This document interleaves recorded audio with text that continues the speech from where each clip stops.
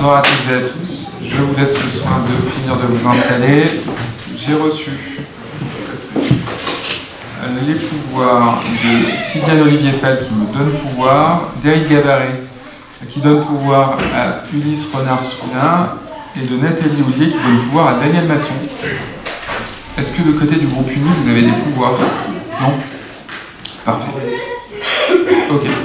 Très bien. Bah, écoutez, je vous propose qu'on débute ce conseil municipal. Donc le point, c'est l'approbation du procès-verbal du conseil municipal du 19 mars dernier. Est-ce qu'il y a des remarques sur ce procès-verbal? Madame Groffier. Allez-y. Est-ce que c'est la ligne sur le côté?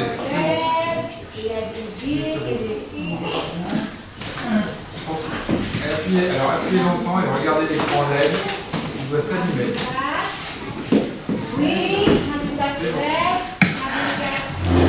Alors, moi je n'étais pas là donc, le mois dernier, enfin c'était il y a 15 jours en fait, ouais.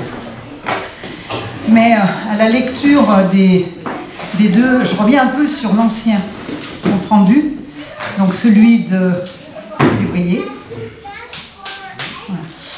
Voilà. Nous nous posons la question vraiment sur l'utilité de ces comptes rendus.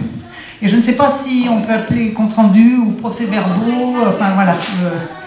Et à chaque début de conseil, le groupe uni, entre autres, fait des remarques. Monsieur le maire prend note, nous dit qu'on en prendra, qu'il fera le nécessaire. Et en fait, on se rend compte que rien ne se passe, d'autant qu'on ne peut pas vérifier, puisqu'il n'y a aucun compte rendu depuis novembre 23. Sur le site de la mairie, aucun compte-rendu n'est rédigé depuis novembre 23. J'ai encore vérifié cet après-midi. Il n'y a que les points de délibération, avec les votes pour ou contre, etc. Donc, pour nous, c'est difficile de vérifier que nos remarques ont été prises en compte. Voilà. On se demande aussi qui lit le compte-rendu, à part nous, avant les conseils municipaux.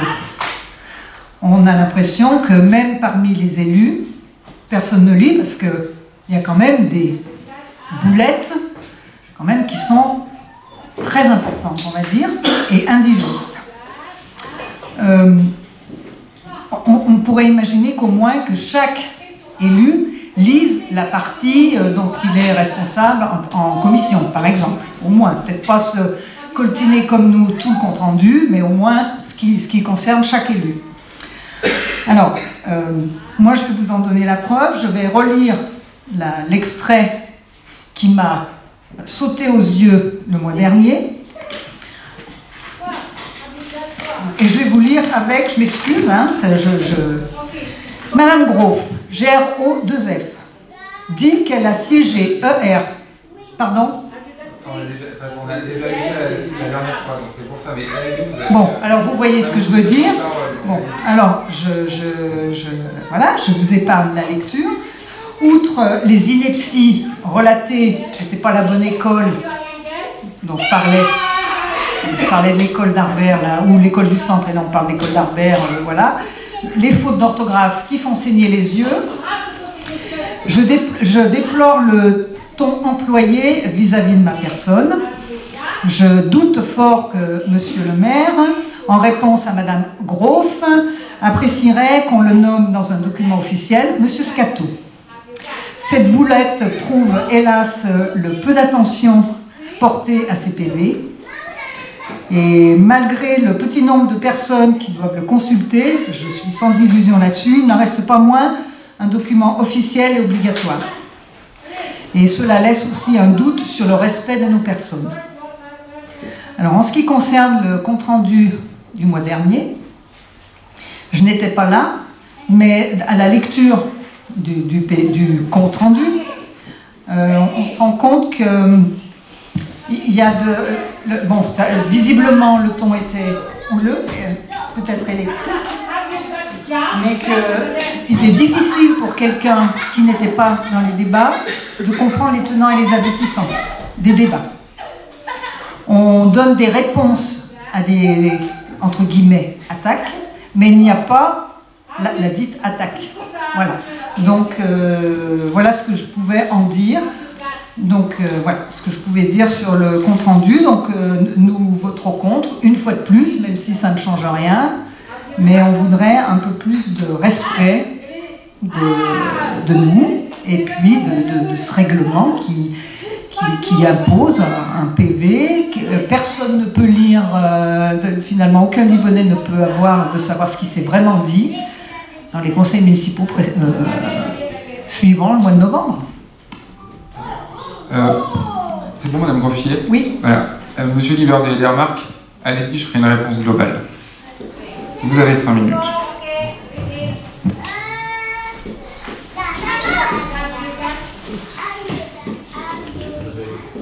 Pardon.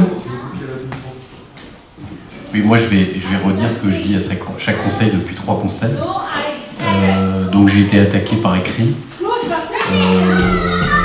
J'ai demandé des faits ou qu'on enlève, qu'on donne des excuses à des propos qui ont été mis par écrit, me disant que des gens étaient partis de la mairie à cause de mon travail en commission, et puis que je connaîtrais sûrement des gens qui menaçaient à mort monsieur le maire. Donc on m'a dit qu'on m'enverrait un courrier, donc j'aimerais que ça soit protocolé au PV, et que suite soit donnée, soit à l'oral, soit à l'écrit, mais puisque vous m'aviez dit à l'écrit, donc j'attends toujours. Ça c'est le premier point. Le deuxième point, j'avais exprimé un certain nombre de questions au dernier conseil municipal, qui n'ont pas toutes été répondues. Donc le lendemain du conseil, j'ai renvoyé les questions qui n'avaient pas été répondues, il y en avait 10. Et malgré ma relance depuis le dernier conseil municipal, j'ai pas eu de retour par rapport à ces questions. Donc j'aimerais bien, voilà, moi je représente des Divonnais, je suis élu, donc j'aimerais à minima d'avoir des réponses factuelles à des questions précises. Alors malheureusement, on a souvent les réponses quelques heures avant le conseil, et on a l'impression qu'elles sont complètes, mais elles ne le sont pas forcément. Donc c'est important qu'on ait l'ensemble des questions, même si ça prend un peu plus de temps, l'ensemble des réponses pardon, à ces questions, même si ça prend un peu plus de temps, mais en tout cas j'aimerais bien avoir des réponses à ces 10 questions. Voilà, je pense que c'est intéressant d'avoir les réponses, en tout cas c'est ce que je souhaite. Merci. Merci. On vous répondra du coup, on a noté vos remarques qui seront protocolées au prochain PV, et vous recevrez une réponse par écrite à l'ensemble des questions que vous nous avez posées. On se réserve le droit de prendre le temps de faire les recherches nécessaires pour pouvoir vous répondre à une série de questions que vous nous avez posées. Madame Groffier, je viens de vérifier, le PV, il est bien, celui du mois de février, il est bien sur le site internet de la ville. En fait, les PV sont mis en ligne. En fait, vous avez 3 éléments sur le site de la ville. Vous avez la vidéo, vous avez le compte-rendu des décisions, où en fait on dit délibération 1 validée, et puis vous avez ensuite le procès-verbal qui est mis en ligne une fois qu'il a été sur le site de la ville. Oui. Donc on va sur le conseil municipal. Oui, les compte-rendu des actes. Je viens de regarder à l'instant, parce que c'est possible, je viens de regarder à l'instant, et dans celui de février y est. Là, on est en train de discuter celui de mars, donc à partir de demain, ou en tout cas d'ici la fin de la semaine, celui qu'on valide ce soir, en tout cas qui va être proposé à la validation, il sera mis.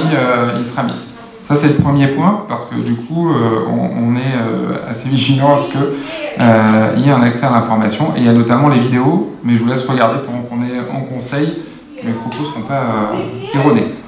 Deuxième point, sur le PV. Ça fait plusieurs séances de conseil municipal où vous nous faites part de remarques. Je l'ai remonté à la direction générale qui travaille sur la relecture du PV en accompagnement avec les organisateurs. Ce qu'on a aussi convenu, c'est qu'en fait la loi nous demande de travailler sur un PV qui retrace la tendance des débats. Donc ce qu'on va faire à partir de ce conseil municipal de ce jour, c'est qu'on ne va plus être nominatif.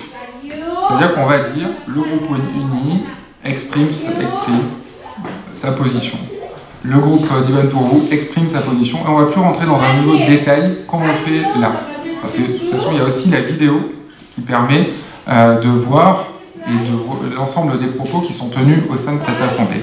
On sera conforme au règlement local CGCT qui gère publication du conseil municipal, et ce qui permettra de retranscrire l'entier des débats que nous avons, et plutôt s'en tenir au fond, plus que sur des questions de forme.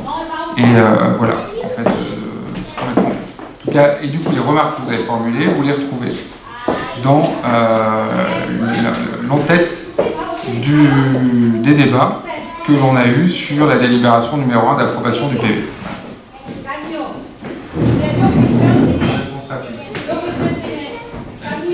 Mais vous conviendrez quand même qu'une boulette pareille, que ça soit passé complètement inaperçu, c'est même pas imprimé de la bonne couleur, c'est quand même assez incroyable, honnêtement. Le service travaille aussi des fois dans une forme d'urgence, donc voilà. Très bien, on passe au vote sur cette délibération. Donc qui est contre? Donc 3, qui s'abstient? Le point 1 est validé. Le point 2, Véronique. Bonsoir à toutes et à tous. Donc, les offices de tourisme peuvent se faire classer dans le cadre d'une démarche volontaire. Donc, le classement constitue un levier puissant pour renforcer le rôle fédérateur au regard de l'action touristique à développer donc, dans leur zone géographique d'intervention et permet aux collectivités d'accéder à certains avantages. Il y a aujourd'hui, selon le Code du tourisme et l'arrêté du 16 avril 2019, donc 2 catégories d'offices de tourisme et non plus 3 comme précédemment, donc catégorie 2 et catégorie 1. Donc la catégorie 2 permet aux communes d'obtenir la dénomination de commune touristique et le classement en catégorie 1 permet d'accéder au classement en station de tourisme, donc qui constitue la reconnaissance d'un accueil d'excellence, comme l'est d'ailleurs Divonne-les-Bains, seule commune du département de l'Ain depuis de nombreuses années. 13 critères donc, ont été définis et sont déclinés dans 9 chapitres, mais l'accent est mis sur un accueil physique de qualité, notamment pour la clientèle étrangère, et un renforcement du recours aux nouvelles technologies, comme le site internet multilangue et les réseaux sociaux, pour l'information du public, donc avant et pendant le séjour, mais aussi le traitement de la satisfaction de la clientèle donc après le séjour, dans un but bien entendu de fidélisation. Donc l'office de tourisme s'est engagé dans cette démarche, donc c'est une démarche qui est gratuite puisqu'elle est assurée par l'office de tourisme et répond aujourd'hui à tous les critères de labellisation de niveau 1, donc démontrant ainsi donc, son organisation et sa professionnalisation. Donc, comme le veut la procédure, c'est à la collectivité de rattachement, en l'occurrence la commune de Divonne, de solliciter le classement sur proposition du directeur de l'office de tourisme, donc, comme cela a été fait.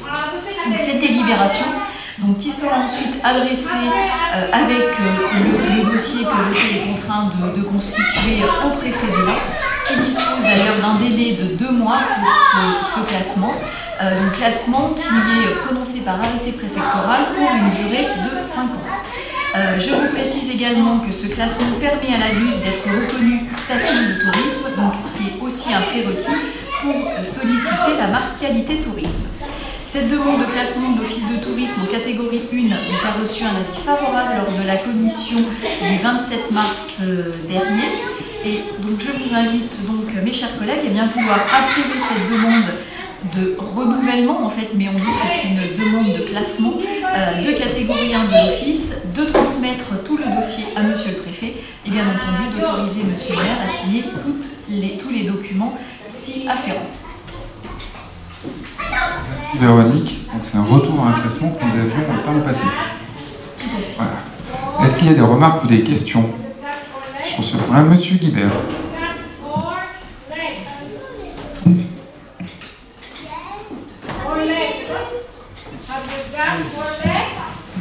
Oui, je voulais juste apporter une précision que j'ai eue dans une question écrite. Vous dites que c'est un classement gratuit. En réalité, il y a un passage à la marque qualité tourisme. C'est un audit qui coûte 3 000 €.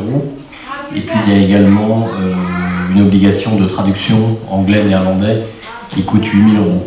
Donc c'est un coût pour la commune de 11 000 €. Il est bien entendu que... Enfin, c'est ce qu'on m'a répondu. C'est faux. Pardon, de l'OT. Merci pour la précision. Donc je pense que c'est nécessaire, puisqu'on est la commune la plus touristique du Pays de Gex, ou peut-être la seule, je ne sais pas comment on dit. On va pas dire la seule parce que c'est pas gentil pour les autres, mais en tout cas la plus touristique, et je pense que c'est bien qu'on ait le label le plus haut, c'est le label le plus haut dans le domaine, en termes d'accueil. Donc voilà, mais je tenais juste à préciser qu'il y avait quand même un certain coût, que j'avais voulu poser la question. C'est toujours intéressant de savoir ce que coûte tel ou tel classement à la collectivité, même si c'est par l'Office du tourisme.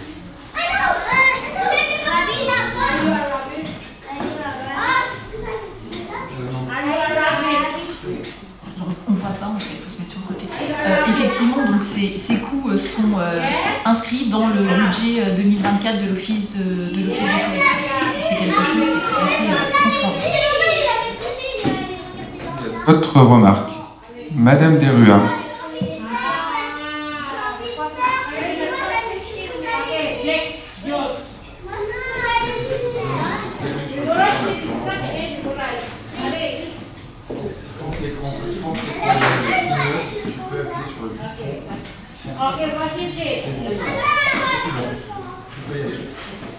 Oui, voilà, merci. En fait, c'est une question de détail. Je me demande s'il n'y a pas une coquille dans la proposition de délibération, parce que, en fait, l'objet de la délibération est de demander une demande de classement en catégorie 1, et dans les considérants, en haut de la page 2, il y a considérant que l'Office du tourisme déposera un dossier de classement en catégorie 2. Voilà. Ce qui est demandé au conseil, c'est une demande de renouvellement catégorie 2, mais on fera la modification. Merci. Est-ce qu'il y a d'autres remarques? Monsieur Augustin.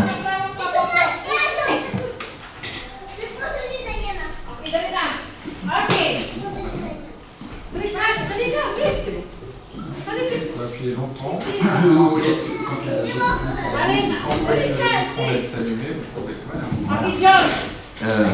Puisqu'on est dans la forme, il y a aussi une notion de catégorie A dans la délibération. Donc, entre catégorie 1 et catégorie A, on fait un peu. En tout cas, nous, l'équipe de tourisme, pour le travail qui est fourni pour obtenir ce classement, on a dit en commission qu'il ne fallait pas attendre plus parce que on estime que Divonne mérite le classement sur la catégorie la plus haute et qu'il aurait été dommage de le faire pour les questions de procédure. Donc on sera favorable à cette délibération.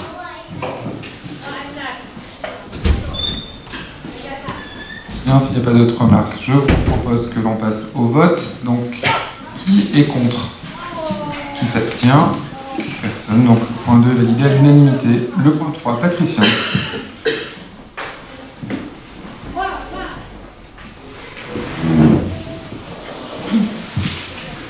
Donc, bonsoir à tous. Nous revenons une nouvelle fois sur le sujet de la proposition de reconduction des horaires scolaires pour la période 2024 à 2027. Je rappelle brièvement le contexte.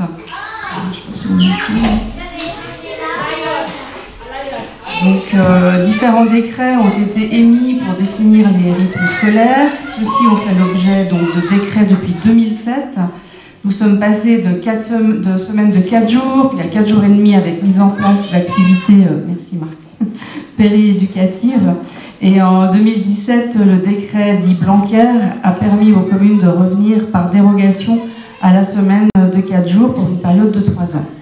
Depuis la rentrée scolaire 2018, la commune a opté pour un aménagement des rythmes sur 4 jours. Et cet aménagement a été prolongé, toujours par dérogation, pour une durée de 3 ans supplémentaires en 2021. Donc l'échéance arrivant à nouveau à son terme, nous devons statuer sur ce sujet. Donc sur la méthode, les 4 conseils d'école qui ont eu lieu en mars 2024 ont tous confirmé le souhait de poursuivre le fonctionnement dérogatoire, à savoir le maintien du format à 4 jours scolaires. Les votes ont été effectués en présence de la direction de l'école, des enseignants, des représentants de parents d'élèves et des élus. Il est donc proposé au conseil municipal de suivre l'avis unanime des acteurs éducatifs et ainsi de reconduire l'organisation des rythmes scolaires à 4 jours par semaine. Je lis les considérants. On a compris le principe. Voilà. Donc, il sera demandé au conseil municipal de se prononcer pour la reconduction du rythme scolaire à 4 jours, lundi, mardi, jeudi, vendredi, 8h30, 11h30, 13h30, 16h30. Il y a des questions sur cette délibération qui est récurrente au final. Véronique.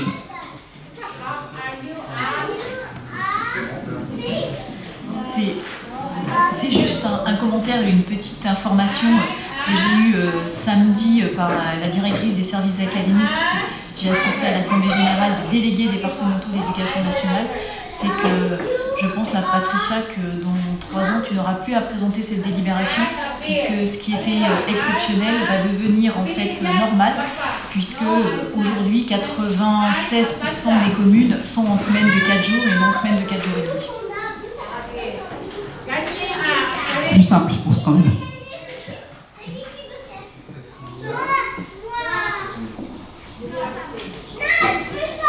Il y a des remarques, des questions. Je vous propose qu'on passe au vote. Donc qui est contre? Qui s'abstient? Personne. Donc le point 3 est validé à l'unanimité. Merci. Daniel, le point 4. Il s'agit d'une convention de partenariat concernant le piégeage des frelons asiatiques avec le groupement de défense sanitaire de l'Inde dit GDS 01. PGX Aglo va nous apporter un soutien financier au groupe et au groupement de défense sanitaire de l'Inde pour la lutte contre le frelon asiatique. Dans ce cadre, GDS 1 propose de signer une convention de partenariat avec la commune. Cette convention concerne la mise en place, le suivi et la collecte des résultats des pièges destinés à capturer les frelons asiatiques. Grâce à une aide du conseil départemental de l'Ain et dans le cadre de la subvention communautaire, GDS 1 se propose de fournir gratuitement des pièges. Considérant que le frelon asiatique est une espèce envahissante apparue en France en 2004 et dans l'Ain en 2015, et reconnue comme telle par la communauté européenne, considérant que le frelon asiatique est inscrit sur la liste du danger sanitaire de deuxième catégorie, considérant que la présence du frelon asiatique et son développement sur le territoire de la commune sont avérés, il est demandé d'approuver la convention de partenariat avec le groupement de défense sanitaire de l'Ain et d'autoriser monsieur le maire à signer toutes les pièces afférentes de cette convention. Vous avez reçu la convention, je suppose, dans le dossier du conseil municipal. Pour l'objet, je vais en parler. La durée de la convention, elle est de 3 ans pour être reconduite. Pour les principaux objectifs, GDS 01 peut promouvoir un piégeage massif des prédatrices au printemps afin de supprimer ces prédatrices et donc de limiter le nombre de nids. Le nombre de pièges sera de 3 sur la commune et GDS 1 a sélectionné le piège Red Trap pour son efficacité et sa sélectivité. Et effectivement, la cause des pièges serait assurée par cette organisation. Pour la commune, l'engagement de ce protocole sera de coordonner l'action de piégeage de la première commune, de s'entourer de l'aide nécessaire avec les salariés de la commune et des habitants et des agriculteurs, de décider des emplacements des pièges, d'organiser le suivi des pièges et le renouvellement des appâts, et de mettre en place un relais hebdomadaire et de communiquer à GDS 01. Il y a des remarques sur ce point. Monsieur Augustin.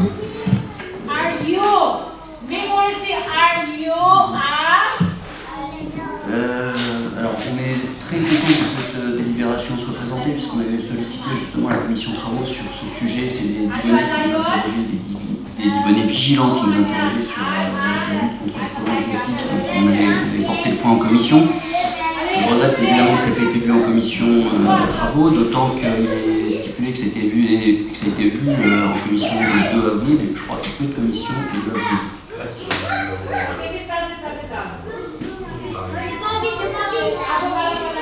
Non, mais voilà. Donc je pense qu'il faut corriger la délibération parce qu'effectivement il n'y a pas eu de commission le 2 avril et que effectivement j'aurais préféré, enfin, nous aurions préféré que ce soit vu en commission avant de passer en délibération, comme on le fait normalement, puisque les commissions sont là pour travailler en amont des conseils municipaux et pas les votes enregistrés. je pense qu'on en reparlera après.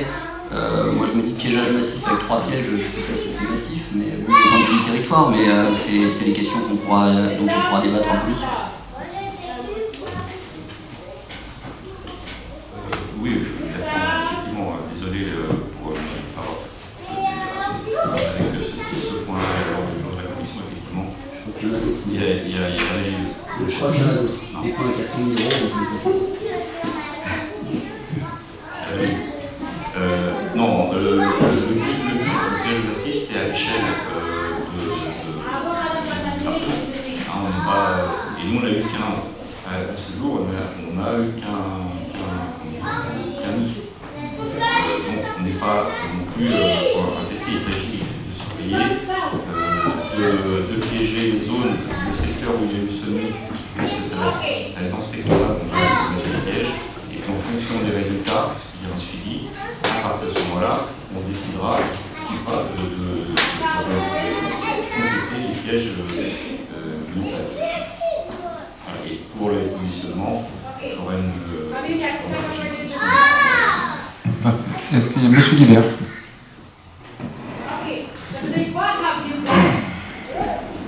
Oui, je voulais juste ajouter, en fait, les délibérations suivantes, pour moi, sauf erreur de ma part, il n'y en a aucune qui a été lue en commission. Hein, donc, moi, je m'interrogeais un petit peu pourquoi on a fait ce conseil aussi rapidement, puisque c'est un peu dommage de faire des délibérations sans en avoir discuté en commission. Donc du coup, j'ai posé un certain nombre de questions par écrit par rapport à ces nouvelles, ces propositions en fait. J'ai eu un certain nombre de réponses, mais ça m'amène encore quelques questions. Donc, vous dites que ça démarre mi-mars, mais on est déjà en avril, donc ça c'est une première question. Est-ce qu'on vote et que c'est déjà en place, ou est-ce qu'on mettra plus tard que prévu? En tout cas, le dispositif, ça devait être mis en place mi-mars. La deuxième chose, vous dites que, en fait, vous allez voir ça avec des apiculteurs. C'est pas marqué dans la convention. Donc, il m'a été répondu que ça serait vu avec le rucher d'Yvonnet. Il y a aussi d'autres associations d'apiculteurs. Donc, ma question, c'est pourquoi c'est pas marqué rucher d'Yvonnet? Est-ce que c'est un oubli? Est-ce qu'il y a d'autres associations qui vont être aussi mis dans la boucle? Donc voilà les différentes questions que j'ai. Merci.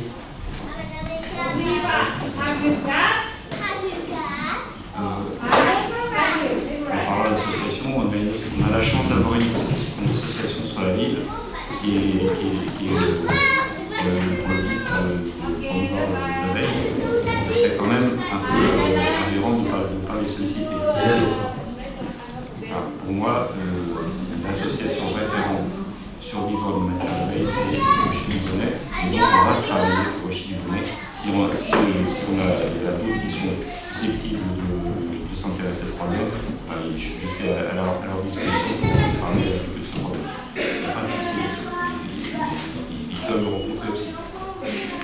En ce qui concerne la mise en place, il y a des délais administratifs, malheureusement. Avec voilà. Donc c'est déjà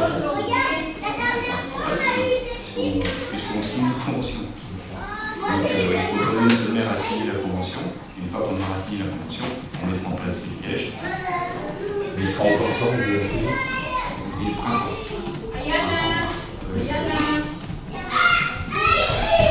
À moins qu'on.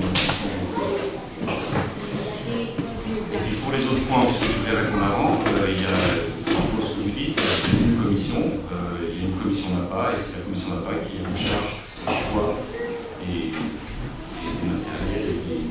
Je parle après, mais donc je réponds déjà à la première question, puisque monsieur il doit sur laquelle. Vous n'avez pas répondu à toutes vos questions?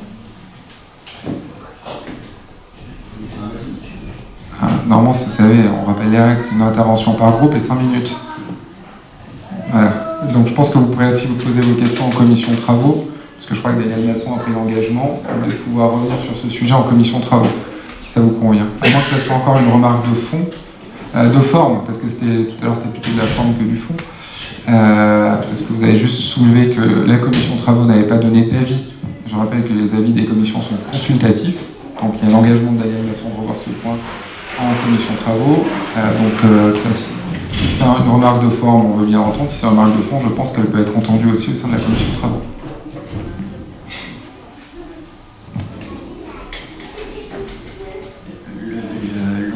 La première remarque, la première partie en tout cas de ma remarque, c'était de préciser qu'on était content de voir ces délibérations parce que c'est un sujet qu'on avait remonté en commission de travaux. Je ne crois pas qu'on soit sur de la forme, mais bien sur du fond, de dire qu'effectivement, la lutte contre le frelon asiatique est un sujet dont on a peu parlé en commission de travaux, mais qui touche un certain nombre de Livonnais et plus largement sur le territoire national.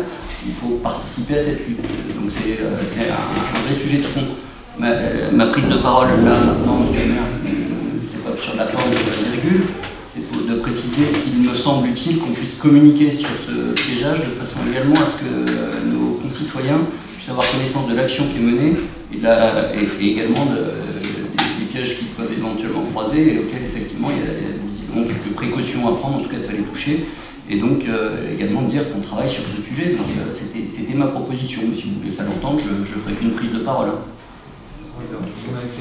Et puis on a noté les deux éléments. Voilà. Est-ce qu'il y a d'autres remarques? Ben non, c'était deux, c'était déjà bien, monsieur Augustin. Gardez-vous pour la fois d'après.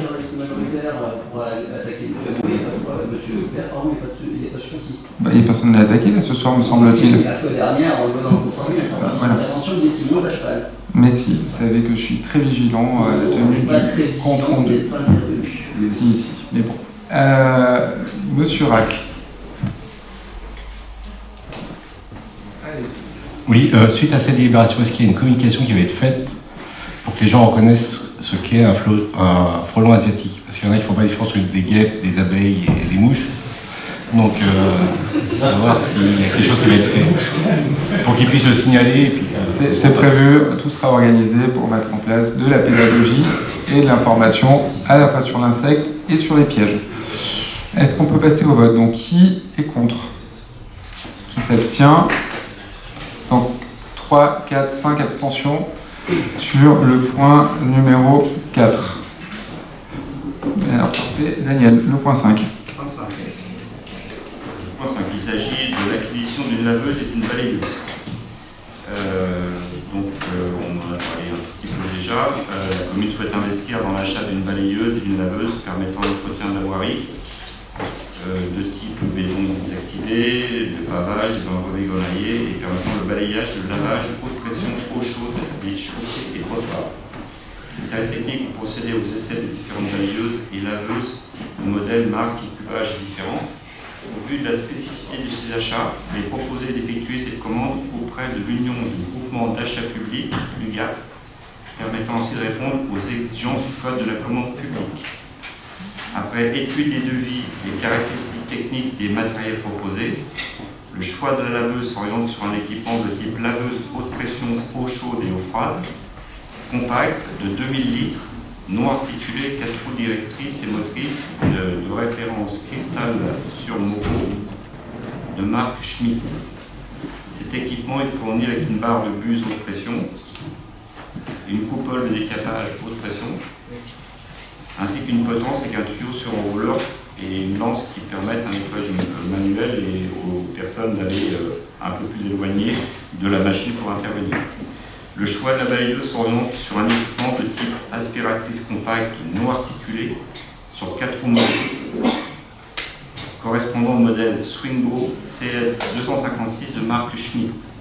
La balayeuse de demi-cuve choisie permet l'entretien de places de parking, de rues piétonnes, de trottoirs, en complément de la balayeuse de 5 mètres cubes qui est dimensionnée, elle, pour l'entretien et le nettoyage des outils de voirie, toutes les voies à grande circulation, etc., les hameaux et compagnie.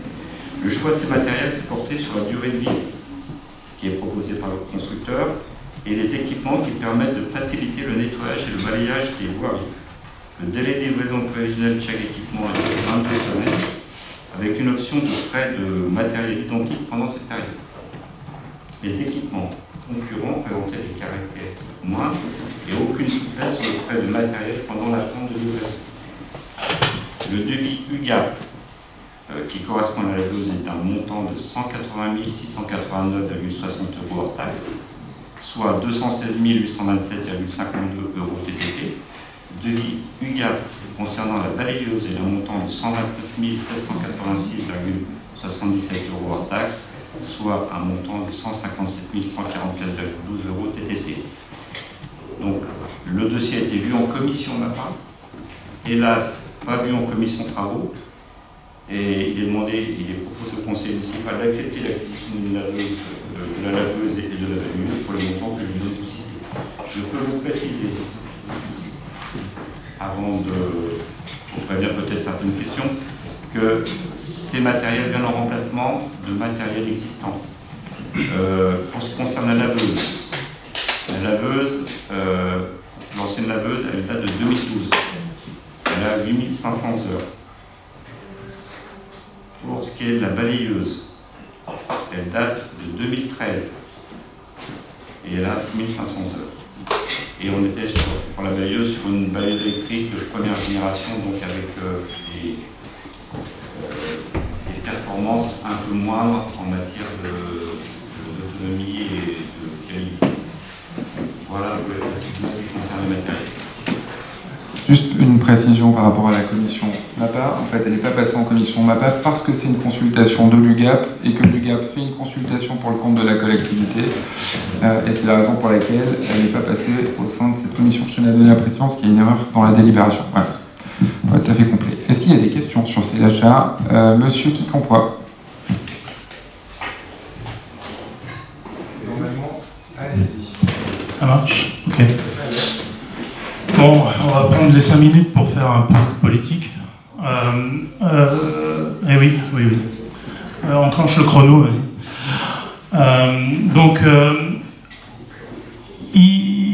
Il s'agit de la politique de la propreté de la ville. Alors, on a déjà eu plusieurs déconvenus. Donc, on a eu les écoles dont l'entretien n'est pas satisfaisant, mais on reconduit quand même les prestataires.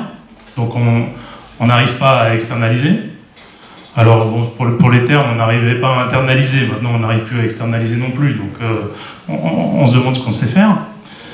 Deuxièmement, pour l'hippodrome, moi, il me semblait que vous aviez dit tu salis, tu nettoies, ou tu salis, tu payes. Et il me semble pas que c'est le cas au niveau de l'hippodrome. C'est-à-dire que l'hippodrome, la société des courses salit, et c'est nous qui payons. Ça, c'est intéressant, c'est 300 000 € quand même par an. Donc, je pense que sur l'entretien, on n'était pas loin des 300 000 € si je me rappelle bien. Mais, donc, ça ferait dans les 600 000. Là, maintenant, on est à 400 000 € sur une délibération qui n'est pas au budget. Non, qui n'était pas au budget. Non, je crois pas. Non. Elle n'a pas été mentionnée comme ça au budget. C'est pas... Ouais, d'accord. Très bien. Peu importe, de toute façon, j'ai voté contre le budget. Donc, ça ne change rien. Vous voyez. Comme ça, au moins, il y a un peu de cohérence. Donc, ici, on est sur une machine haut de gamme. Pourquoi est-ce qu'on est sur une machine haut de gamme? Parce qu'on a voulu se la jouer haut de gamme aussi sur les équipements de la Grande Rue. Au moment où on a fait les choix d'équipements de la Grande Rue, moi, j'avais dit en commission de faire attention à ne pas dépenser trop sur la voirie de la Grande Rue. Je ne sais pas si vous vous rappelez, monsieur Masson. Donc maintenant, on n'arrive pas à laver la Grande Rue, donc on prend un équipement haut de gamme. Donc ça nous revient à 400 000 €. 400 000 €, c'est sympa, hein, ça pique un petit peu quand même au niveau du budget. Pour dire 400 000 €, je crois qu'on met à peu près 250 000 sur le social dans l'année sur le CCS. Donc moi, il y a un moment, je me dis quand même, on marche un peu sur la tête. On ne fait pas les choses dans le bon ordre. Donc soit on se dit, vous n'avez pas vu ça venir, maintenant vous découvrez qu'il y a la Grande Rue et qu'on n'arrive pas à la laver, on achète une balayeuse haut de gamme. Mais à ce moment-là, il fallait peut-être mettre la balayeuse dans le budget de la Grande Rue. Vous voyez, c'est quand même un 8e du budget de la Grande Rue. On disait qu'il n'y avait pas de dépassement du budget de la Grande Rue. Bah, avec un 8e, si. Forcément. Donc là, ça nous fait la Grande Rue à 3,7 millions. Hein, donc c'est quand même assez cher. Soit vous l'aviez vu venir et vous êtes dit, bon, bah ok, d'accord, je le fais passer à côté, comme ça se voit pas. Il n'y a pas de souci, on passera ça en MAPA, ça passera comme une lettre à la poste. Et à ce moment-là, ils diront oui, parce que de toute façon, c'est un équipement qui est sympa, etc. Eh ben non, là on dit non. Voilà. Monsieur Guibert, on laisse intervenir, on fera une réponse complète.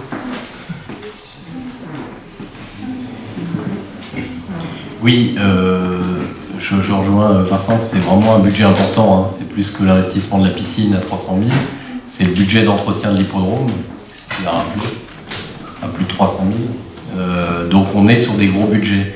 Donc on ne peut pas se satisfaire de ne pas traiter ces sujets ou de les traiter hors commission. Il n'y a pas eu de commission sur ces sujets, c'est pas tout à fait logique et c'est pas souhaitable. On est redevable de l'argent public. Donc l'argent doit être justifié, ça doit être fait de manière transparente et justifié. Je pense qu'il y a des améliorations possibles, on pourrait dépenser moins, en tout cas étudier. D'ailleurs, il n'y a aucun chiffre dans la délibération. Moi, ce que j'aurais voulu, c'est des offres comparatives. Daniel, tu as l'air de dire qu'on a choisi le plus haut de gamme de chaque machine, ou pas forcément. Ou pas forcément, mais ce qui serait intéressant, c'est de savoir est-ce qu'on prend catégorie A, est-ce qu'on prend catégorie B, est-ce qu'on prend catégorie C, pour quelles raisons, en fait, pour quelles raisons techniques. Est-ce qu'il y en a une qui lave mieux, est-ce qu'il y a des accessoires en plus, est-ce que... parce que quand on fait une dépense à 400 000, je pense que ça vaut le coup de ne pas forcément laisser la main complètement à l'UGAP, en tout cas de dire qu'est-ce qu'on veut. Est-ce qu'on veut du A, est-ce qu'on veut du B, est-ce qu'on veut du C, à quel prix. Après, il y a une question plus générale également.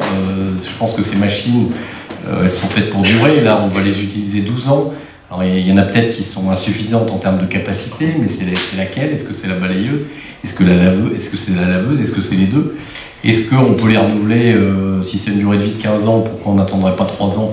Peut-être pour une machine. Peut-être qu'il y a une machine qu'il faut renouveler absolument parce qu'elle est insuffisante en termes de performance. Mais peut-être qu'il y en a une qu'il faut garder encore 2 ans de plus. Hein. Tout ça, c'est pas du tout justifié dans la délibération.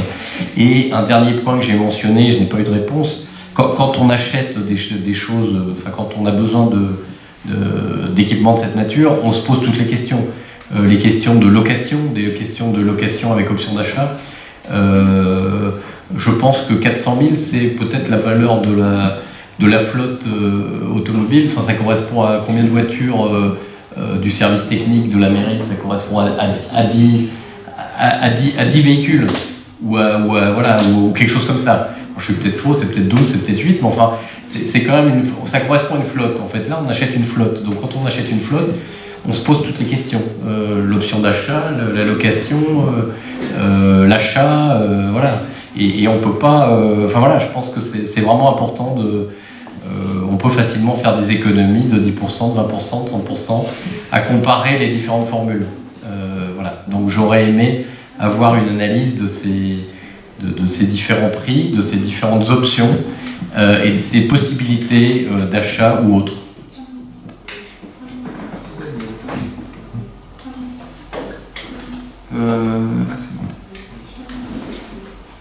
Alors, pour répondre à toutes ces questions, déjà, en premier lieu, il s'agit d'un renouvellement.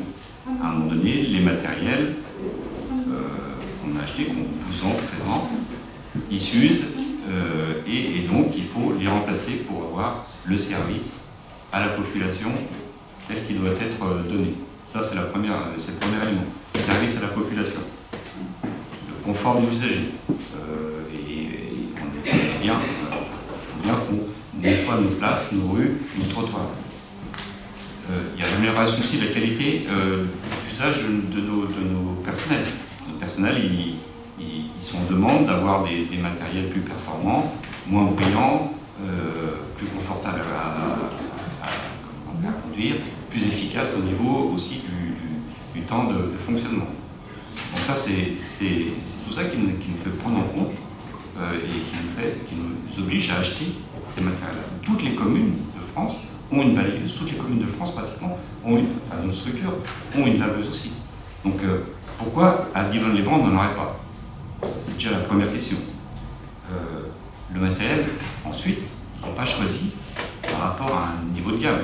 Je ne vous ai jamais dit qu'on a pris le haut de gamme. On a pris une balayeuse eau froide, eau chaude. C'est ça qui nous comment dire, c'est avant tout la qualité du matériel que l'on veut choisir en fonction de son utilisation. On veut l'eau chaude pour pouvoir mieux décaper certaines eaux. Et pas que la grande rue, comme vous le dites, c'est faux.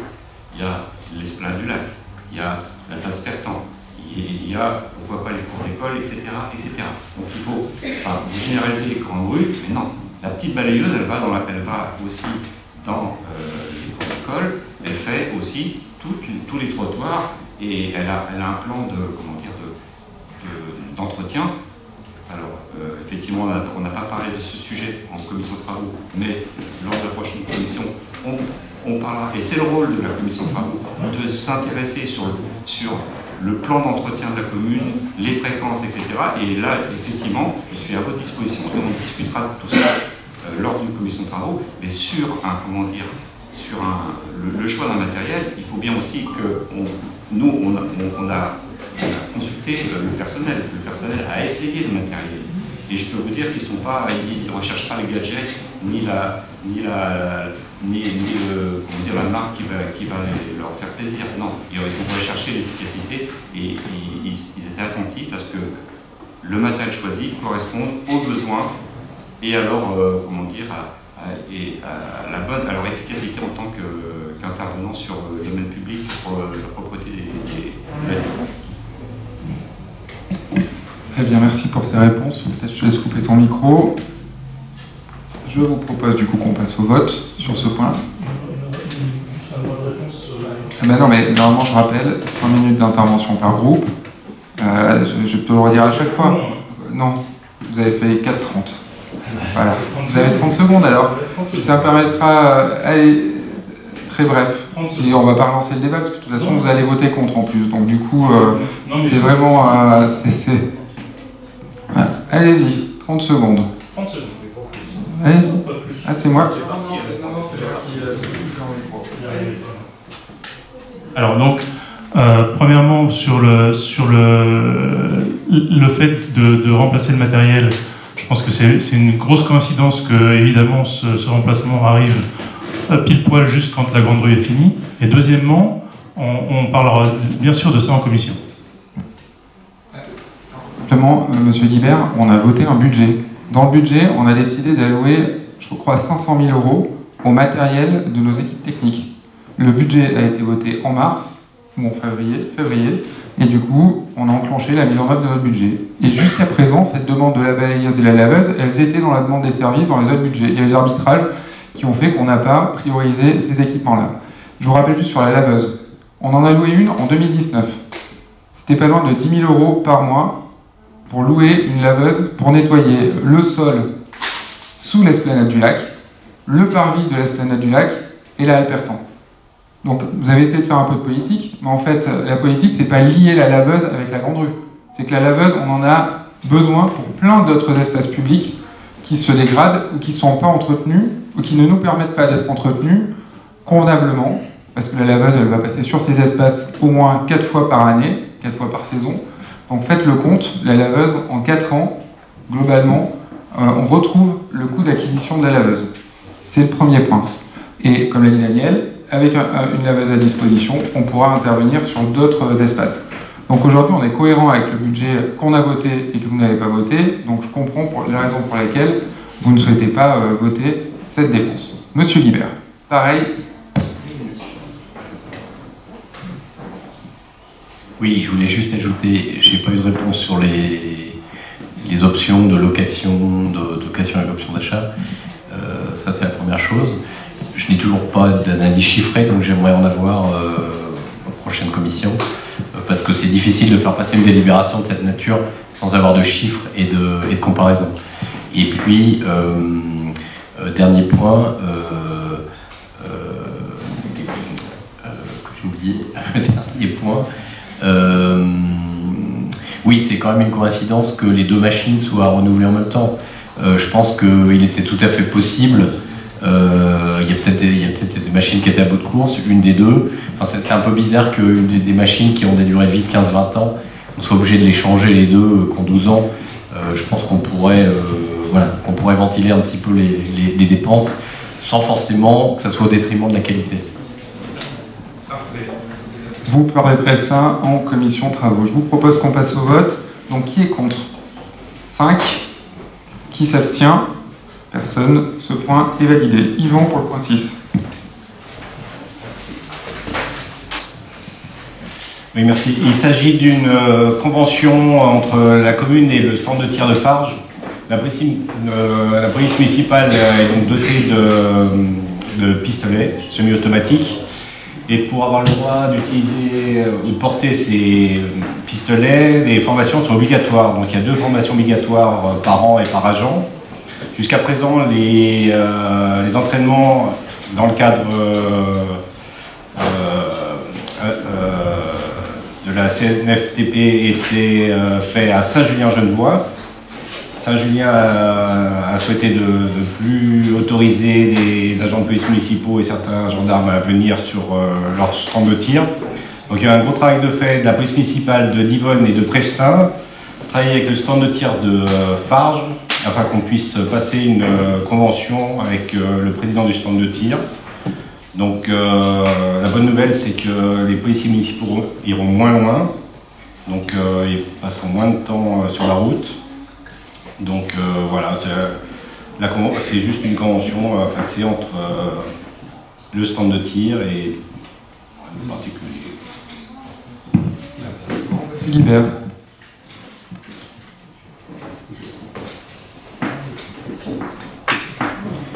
Oui, cette délibération n'a pas non plus été vue en commission. Donc j'ai posé un certain nombre de questions à l'écrit, du nombre de tirs à prévoir et des budgets précédents, pour essayer de comprendre un petit peu de combien on parlait et ce que ça représentait. Donc en fait, on m'a dit que les agents faisaient 2 tirs par an, avec 50 cartouches, et puis que les budgets des années précédentes oscillaient entre 100 et 300 euros à peu près chaque année. Donc aujourd'hui, on estime le montant à prévoir à 250 euros, pas ce que j'ai compris.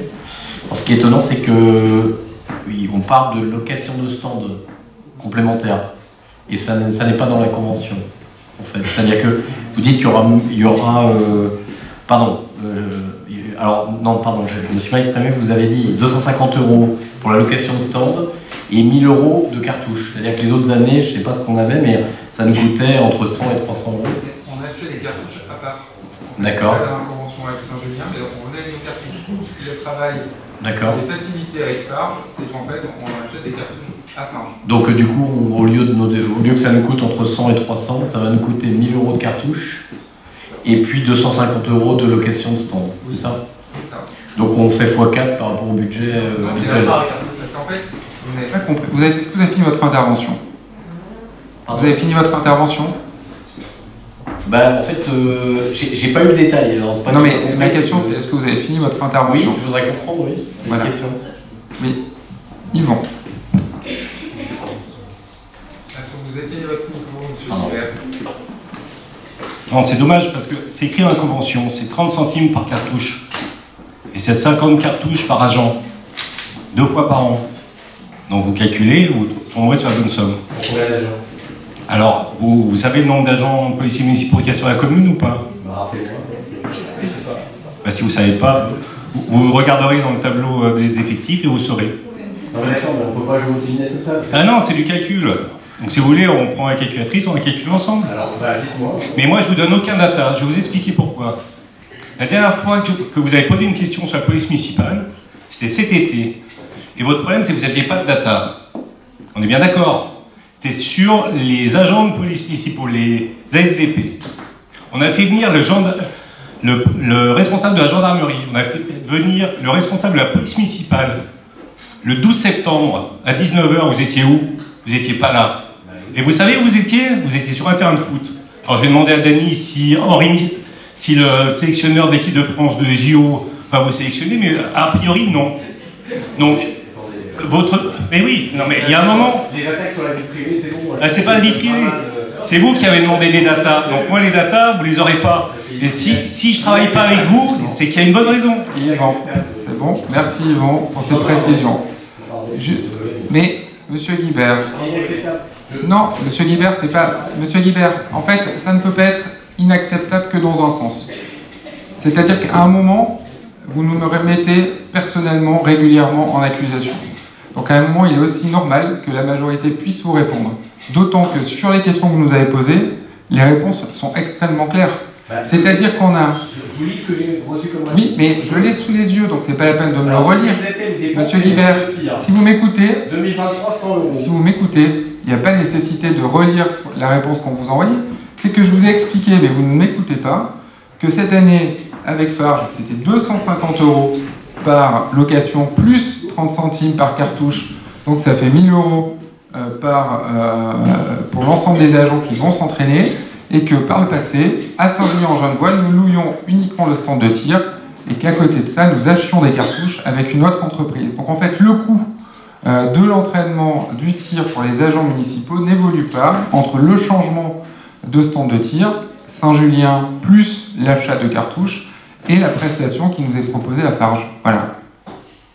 C'est ce que je vous ai dit tout à l'heure. Il y a Monsieur Quincampoix qui n'a pas pris la parole pour le groupe uni. Voilà, allez-y. Monsieur Augustin. Un des deux, allez, pour votre groupe.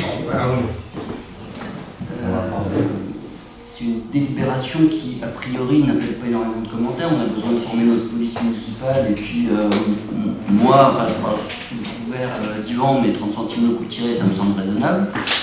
Sur les échanges, en matière d'agressivité, je prends des leçons, j'essaie de prendre sur moi, mais je crois qu'il y a des démonstrations d'agressivité qui sont... donc c'est tous les côtés, on l'accepte. Les attaques personnelles, une fois de plus, Maurice fait ce qu'il veut en dehors du conseil municipal, il n'est même pas indemnisé, donc s'il ne peut pas venir en conseil, il fait comme il veut. Ce qui fait de sa vie privée, elle ne concerne pas l'assistance publique. Là, on est en train de parler de façon publique, ça me semble hors de propos de justifier qu'on ne puisse pas rendre compte sur l'utilisation des finances publiques de la commune pour nos agents municipaux qui sont municipaux, et donc c'est un sujet, ça ne se traite pas en commission, qu'on pose des questions, ça me semble assez légitime, enfin c'est même normal.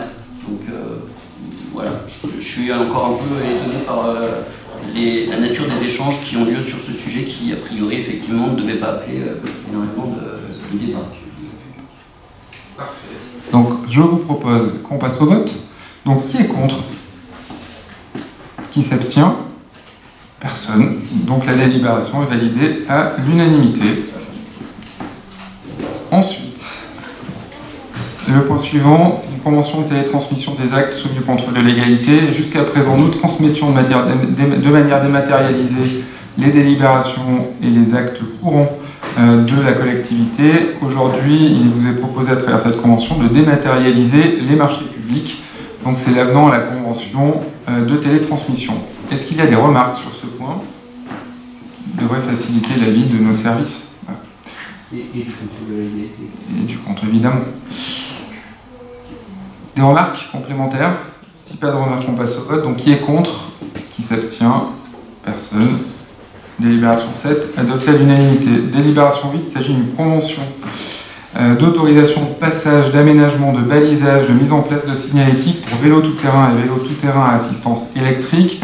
C'est une convention qui est signée entre la commune propriétaire de la parcelle A66, qui est traversée par une boucle VTT-VTT-AE communautaire, donc gestion PayJex agglomération. C'est la raison pour laquelle la convention est signée avec PayJex agglomération et avec l'exploitant de la parcelle pour pouvoir permettre les aménagements sur la parcelle communale de cette boucle de vélo qui fait partie des boucles tracées, c'est-à-dire par la communauté d'agglomération du PayJex. Voilà, est-ce qu'il y a des remarques sur ce point-là? Monsieur Guibert. Oui, l'exploitant de la parcelle, c'est la réserve, c'est juste. L'exploitant, c'est un agriculteur. Parce qu'il m'a été répondu qu'en fait, la convention, parce que j'ai demandé, parce qu'apparemment c'est un terrain qui est en réserve naturelle, et quand j'ai demandé s'il fallait une autorisation, une convention avec la réserve, on m'a dit que c'était l'objet de cette convention. En fait, cette convention est tripartite, mais elle n'est pas tripartite avec la réserve. C'est juste? Non, parce qu'en fait, le terrain, finissez votre propos. Voilà. Si c'est bon, je réponds. Donc, le terrain est situé dans le périmètre de la réserve naturelle. Les tracés des boucles VTT, VTTAE sont présentés dans le comité de la réserve qui est copiloté par l'État et par PIJEX Agglomération. Et celui qui a la compétence pour la mise en œuvre de ces tracés VTT, VTTAE communautaires, c'est l'agglomération du PIJEX. C'est la raison pour laquelle il n'y a pas... On vous a répondu sur la question en disant que la parcelle A066 était située dans la réserve naturelle et que la convention était tripartite, PGA, exploitant et commune propriétaire. C'est ce qui est dans la convention que vous avez annexée à la délibération du conseil municipal. Donc aujourd'hui, il n'y a pas nécessité d'avoir comme co-signataire la réserve naturelle au regard des éléments que je vous ai indiqués. Et en fait, ce n'est pas de sa compétence, pour être très clair. La compétence, c'est une compétence agglomération qui discute avec la réserve sur les tracés des sentiers VTT. Mais vous étiez en commission éthique où la stratégie VTT de l'agglomération a été présentée, donc tout ça n'a pas de secret pour vous. Voilà. Ça veut dire qu'il y aura une convention entre la réserve et l'agglo? Oui, tout à fait. Oui. Une autorisation de la réserve pour le tracé des sentiers VTT de l'agglo, pour être conforme à la boucle. Voilà. Est-ce qu'il y a d'autres remarques? Monsieur Augustin. Moi, j'étais pas en commission éthique, donc je découvre un peu le dossier, d'autant que les cartes qui ont été annexées n'étaient pas ultra précises. Donc, bien voir en fait ces sentiers de VTT, c'est pas. Donc, on va être pour la convention qui permet de tracer ces circuits. Par contre, même si c'est pas très précis, sur les cartes, on avait l'impression que les circuits n'étaient pas reliés, par exemple, au centre-ville. On trouve forcément dommage parce qu'avoir des circuits de VTT qui ne sont pas prévus, on peut imaginer en étant accessibles autrement qu'en étant déjà dans la forêt. Je pense que ce lien, comme on l'avait fait avec les sentiers de randonnée en complétant le balisage des sentiers de randonnée pour les diriger, je crois qu'on avait vu ça en commission de travaux, Daniel, pour les diriger vers le centre-ville. Ce lien il est absolument indispensable. C'est-à-dire qu'on va pas demander aux Libanais de prendre leur voiture pour aller au pied de la montagne, monter sur les sentiers de randonnée et faire la boucle VTT. C'est pas l'air du temps.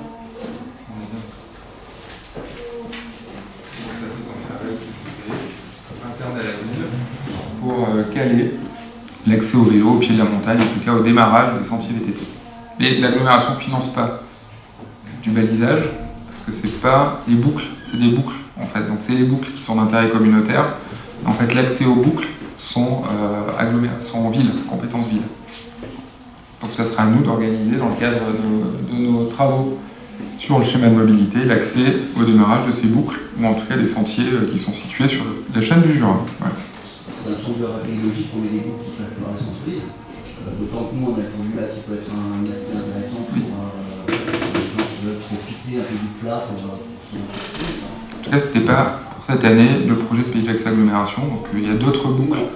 En tant qu'élu, on a le droit. Moi, je suis à l'aglo, j'ai mon Delta qui, a priori, qui n'a pas été vu en mobilité. Non, mais en éthique. Donc, on peut aussi donner notre. Alors, je passe au micro, c'est vachement enregistrement.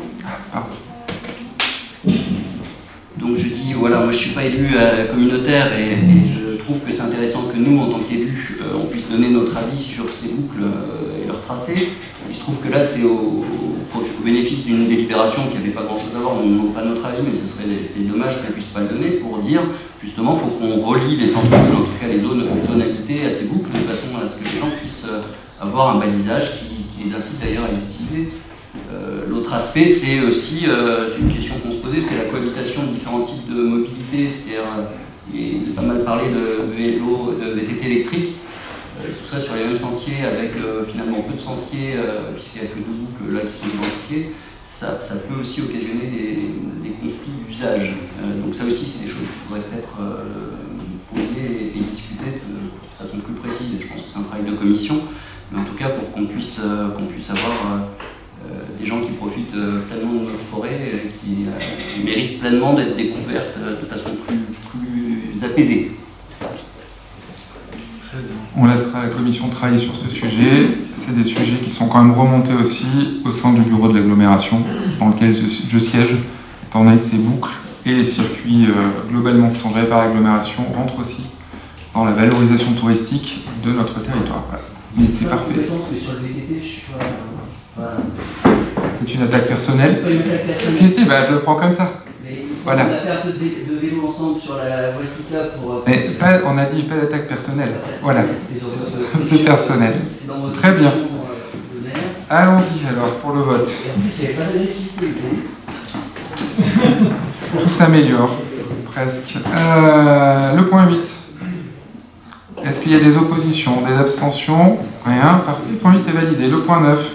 Il s'agit de la compte-rendu des décisions prises en vertu des délégations qui m'ont été données. Donc du coup, on vous a apporté des éléments dans la journée. Monsieur Guibert, vous nous avez posé plein de questions, donc je vais essayer d'y répondre. La décision 61, c'est une mise à disposition gratuite qui a été faite. La convention 62. Bah, si je dois tout relire, c'est... Non mais je ne vais pas tout relire, sinon on y passe plus de temps que le Conseil. La disposition 62, c'est l'attribution d'une subvention qui a été votée au BP 2024. La décision numéro 66 et 78, il s'agit de mise à disposition gracieuse pour une, que je ne me trompe pas, association. Voilà. Et ensuite, la décision 79, il s'agit d'un loyer pour un montant de 300 €. Vous nous avez demandé de transmettre une convention, ça a été fait, celle qui est relative à la décision numéro 62. Vous nous avez posé une question sur la convention entre la ville et l'office de tourisme pour l'accueil d'Onoc. Vous nous posez la question de savoir ce qu'elle recouvre et si il y a d'autres conventions qui restent à établir en lien avec l'accueil des équipes de CNI. Donc, on vous a répondu qu'il y avait une seule convention avec Onoc. Ensuite, on a signé la commune une convention avec l'OT pour lui confier l'organisation des prestations d'hébergement. Il faut que je retrouve ma tête. De reste-toi. Monsieur Liard, je termine. Oui, mais je vais terminer. En fait, je lis ce que vous nous avez écrit. De restauration, de blanchisserie d'activités touristiques dans le cadre de l'accueil des fédérations d'Océanie. Si vous avez un complément, je vous laisse me poser cette question sur la décision 67. Donc en fait, j'ai trouvé clair cette convention. Par contre, ce qui est étonnant, c'est qu'on parle d'un budget de 260 000, alors que la convention qu'on avait signée précédemment était à hauteur de 400 000. Donc il y a une différence de 140 000. Je voulais savoir quelle était la base des prestations peut-être financées, comment ça marche. Comme je l'ai expliqué la dernière fois, puis je donnerai la parole à Dany à cette occasion. Comme je l'ai expliqué la dernière fois, c'est qu'une partie des tâches est transférée, ou en tout cas on missionne l'OT pour une partie des tâches. Et il y a une autre partie des tâches qui va être assurée soit par des agents de la collectivité, soit par des organismes extérieurs dont la collectivité assurera les charges. Et c'est ce que j'ai tenté de vous expliquer l'autre jour, et pour lequel vous avez été très critique, c'est que nous visons une opération blanche pour la collectivité, c'est-à-dire une opération où les recettes égalent les dépenses. Voilà. Il y a quand même les 140 000. Oui, ben c'est ce que je suis en train de vous dire, M. Guibert. C'est vrai qu'une partie des charges ne seront pas assurées par l'OT, mais c'est que ces charges et le montant afférent de la dotation ONOC permettra de pouvoir financer les charges qui ne sont pas prises en charge par l'OT, tout simplement. Dany, c'est vrai que nous passons un point ONOC, parce que la dernière fois, ça a fait l'objet de débat. Normalement... Et voilà, ça marche, bien sûr. Merci de me laisser la parole. Donc, avant d'entrer en matière sur les développements qui sont déroulés pendant mon séjour à Fidji, donc, je voulais revenir sur la remarque qu'a faite Amaury. J'ai bien écouté le compte rendu audio du conseil municipal.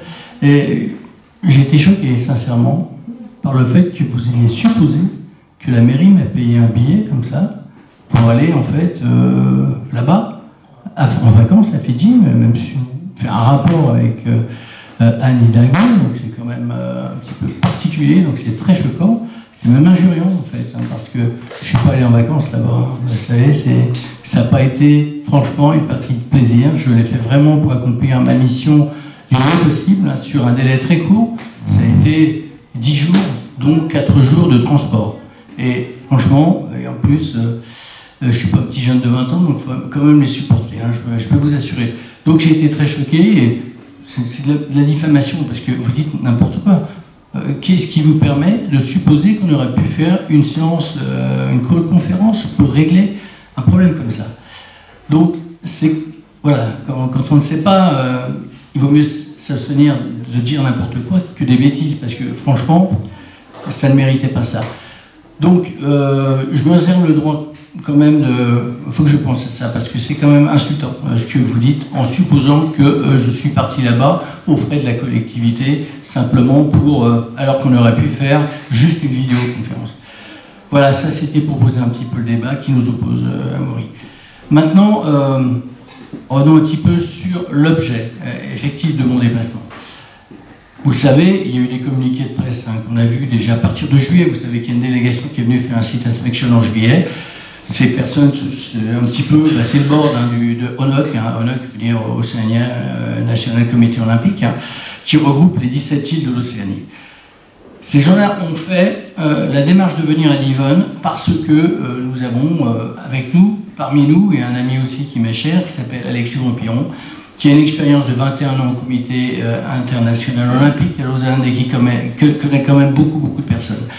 On a lancé il y a 3 ans sur la bibliothèque du CEO notre engagement pour recevoir des délégations étrangères pour venir à Divonne.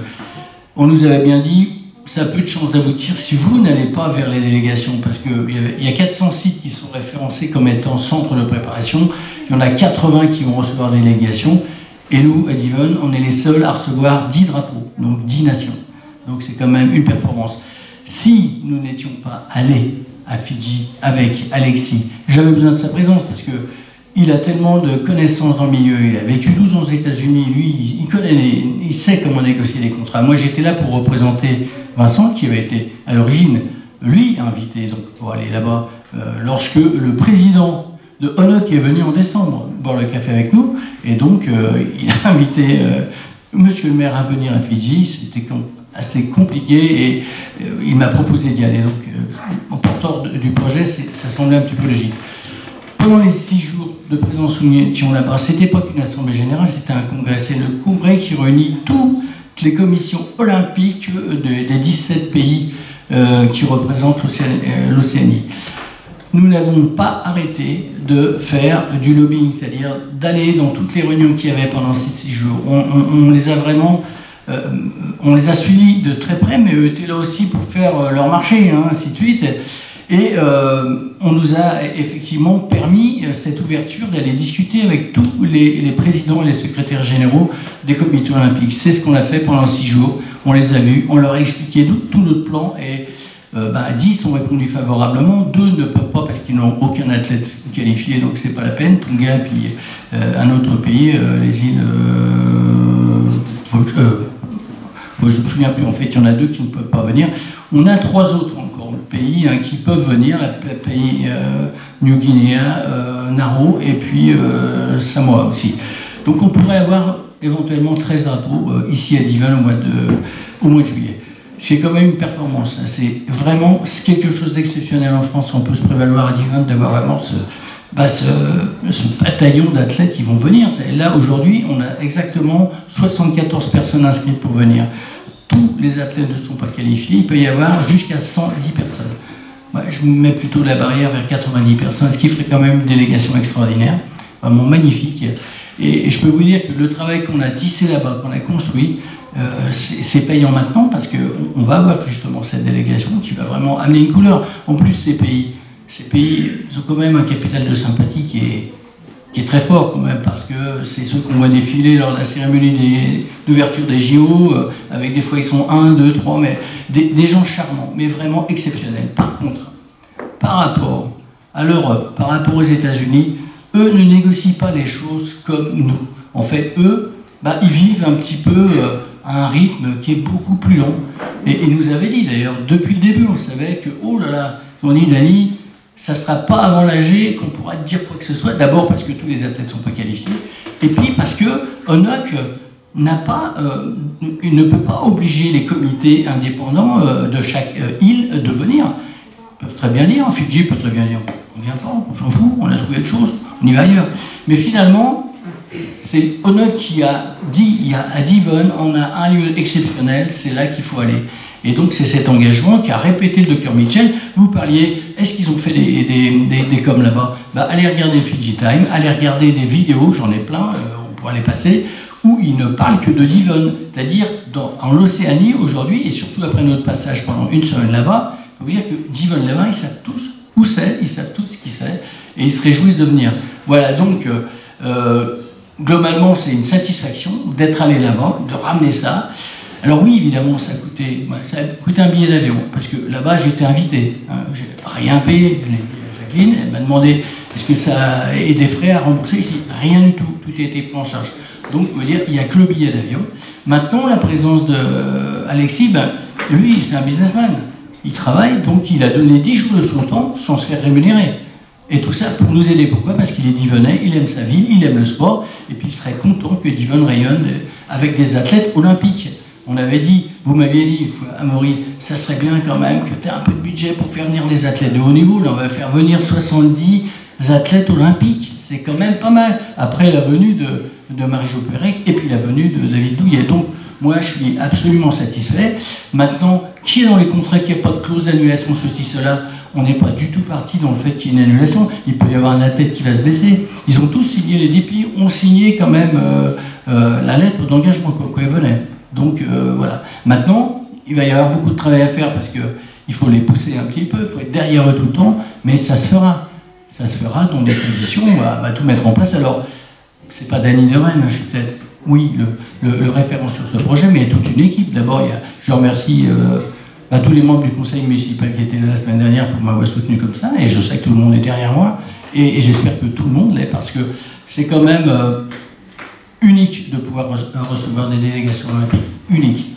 Voilà. Donc, voilà, je clôturais mon intervention pour dire qu'on peut être satisfait, on va tout faire pour les recevoir bien, et je remercie tous les agents qui sont autour de moi, les élus qui sont autour de moi, et puis c'est juste merveilleux. Voilà.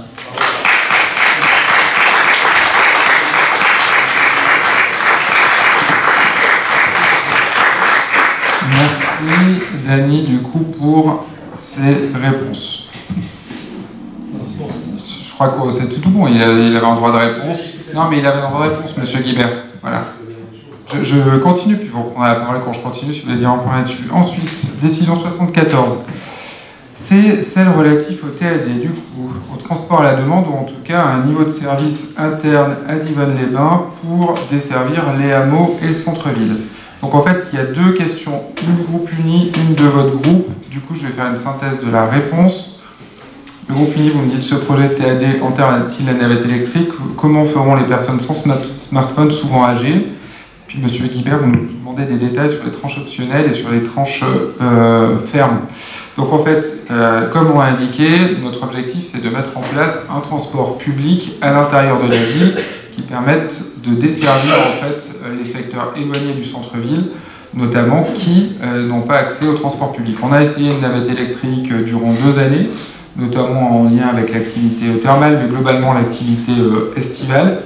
Il faut dire que ça n'a pas forcément marché, parce qu'elle était temporaire, parce que les horaires collaient peut-être pas forcément. Donc l'objectif était de se faire accompagner par un bureau d'études, et c'est le bureau d'études Tecurbis Espelia qu'on a retenu, qui a pour vocation de regarder quel est le mode le plus adapté de transport public à proposer aux habitants, que ce soit une navette électrique ou un transport à la demande. Donc eux, dans les travaux qu'ils ont à faire, la première tranche, c'est l'accompagnement dans le cadre du mode de gestion. Donc les premières réunions de travail qui vont se tenir avec eux, c'est de regarder si c'est le mode de gestion de navette électrique classique, j'allais dire, type luge, Agex, ou si on est plutôt dans un type transport à la demande, tel que la ligne 814 a été transformée entre Divonne et Verzenay, Et le transport à la demande, quand on voit comment ça a été mis en place par le PayJex, on n'a pas besoin d'un smartphone pour y accéder. En fait, il y a un numéro de téléphone, vous appelez, je crois que c'est une demi-heure avant, vous réservez votre transport, il passe, vous n'avez pas forcément besoin d'un outil téléphonique moderne, notamment. Premier point. Le deuxième, c'est l'accompagnement dans le processus de consultation. Parce que l'objectif, ça ne va pas être la ville qui va elle-même gérer ce système de transport, mais on va faire appel à un prestataire privé en externant le service, soit dans le cadre d'une DSP, soit dans le cadre d'un service public, et tout ça après le choix qui aura été fait, soit sur la navette, soit sur le transport à la demande. Et donc le bureau d'études qui nous accompagne aura la charge de rédiger les documents de consultation, d'analyser les fausses offres et de nous accompagner à la décision finale qui sera prise. Donc je le redis, l'objectif il est de pouvoir mettre en place un système de transport interne à Divonne dont la compétence restera divonnaise pour pouvoir compléter les offres de transport qui sont déjà les transports collectifs que vous connaissez et les autres services à la mobilité qui ont été mis en place depuis maintenant plusieurs années. Donc voilà pour les précisions sur ce point 74. Sur le point 83, vous avez tous les deux posé la même question sur le protocole d'accord avec M. Cluzon. Pourriez-vous nous indiquer de quel accord il s'agit et si les aidances financières à prévoir pour la ville? Donc il s'agit d'un protocole d'accord qui intervient à la suite d'une décision de justice portant réintégration d'un agent auquel la collectivité n'avait pas souhaité prolonger son contrat. Nous avons proposé à l'agent du coup de réintégrer la collectivité. Il nous a indiqué qu'il ne souhaitait pas réintégrer la collectivité. Et il y a, comme le prévoit le cadre légal, un protocole d'accord qui a été trouvé et qui porte sur la somme de 7 000 € pour clore en fait les engagements que nous aurions eus avec avec cette personne que nous aurions dû réintégrer s'il l'avait voulu au sein de notre collectivité. Voilà pour la décision 83. Et la décision 84, il s'agit de la redevance concernant l'occupation de domaine public par l'association Dream Cars Day pour l'événement qu'ils ont réalisé hier à l'hippodrome, qui s'appelle Dreams and Coffee, pour lequel nous leur demanderons une redevance d'occupation du domaine public. Voilà. Je ne crois pas que j'ai dit ça aussi clairement que ça. J'ai dû dire que s'il y avait trop de nuisances pour la collectivité, nous arrêterions le partenariat que nous avions avec Dream Cars Day. Et aujourd'hui, voilà, donc on a donné cette décision. Est-ce que sur les décisions, il y a d'autres remarques? Monsieur Guibert.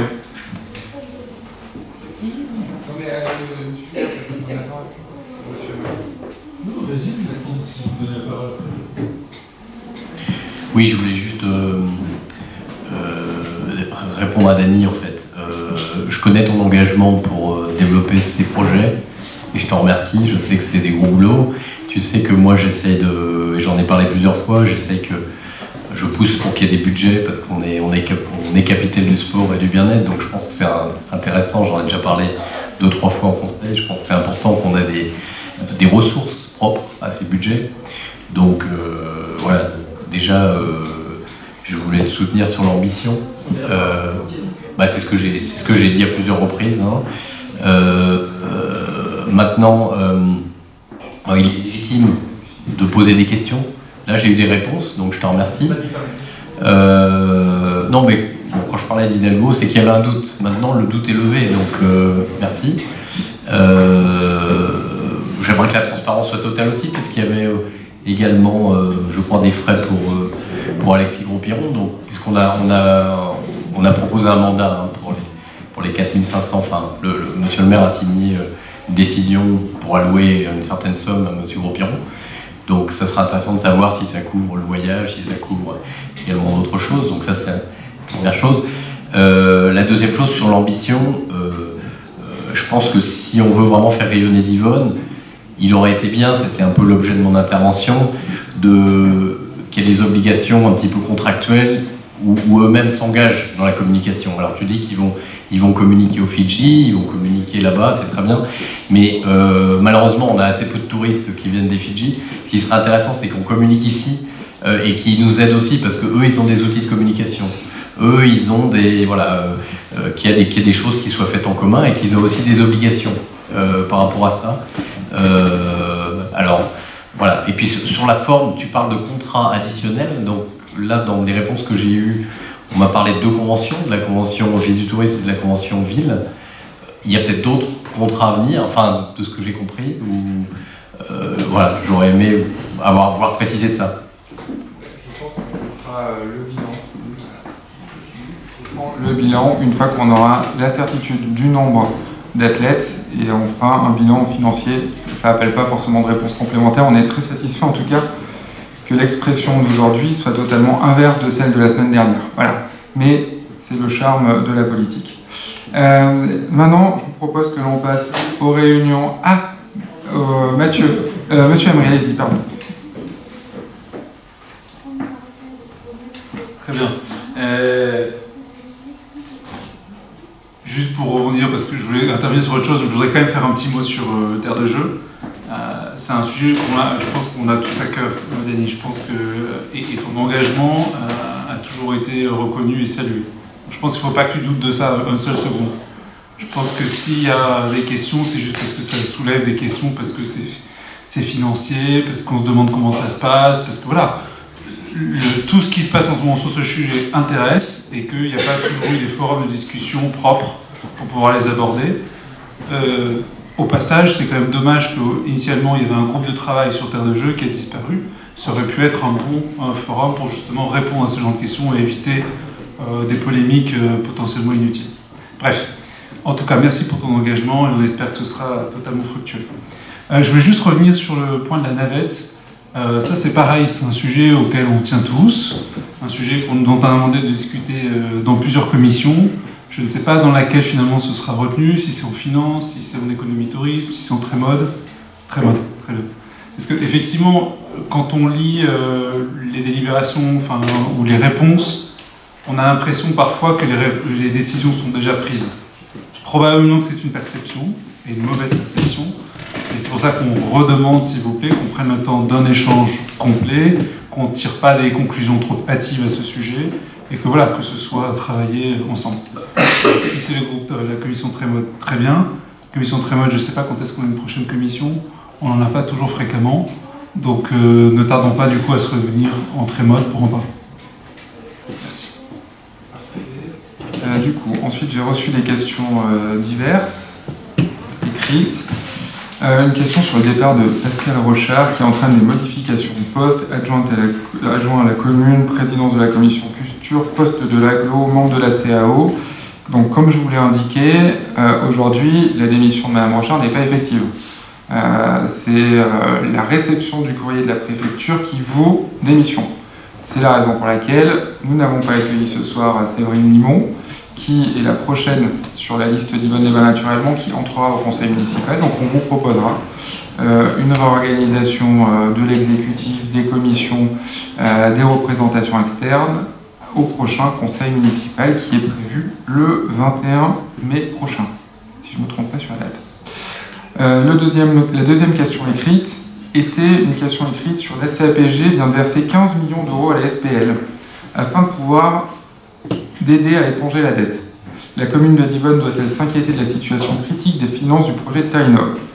Alors vous l'avez bien compris, la CAPG n'a pas donné 15 millions à la SPL, mais la CAPG a donné une avance de trésorerie de 15 millions d'euros à l'opération de la ZAC Ferney-Genève Innovation, qui est une opération d'aménagement confiée par l'agglomération du Pays de Gex à la SPL Territoire d'innovation, parce que je rappelle que la SPL Territoire d'innovation, c'est un budget d'à peu près 1 million d'euros pour son fonctionnement annuel, et du coup les 15 millions auraient été quand même une somme un peu importante. Et la CAPG n'a pas épongé la dette de la SPL, et pas de la SPL, de l'opération. On est sur une avance de trésorerie dont les modalités ont été très clairement détaillées dans le cadre de la délibération qui a été prise.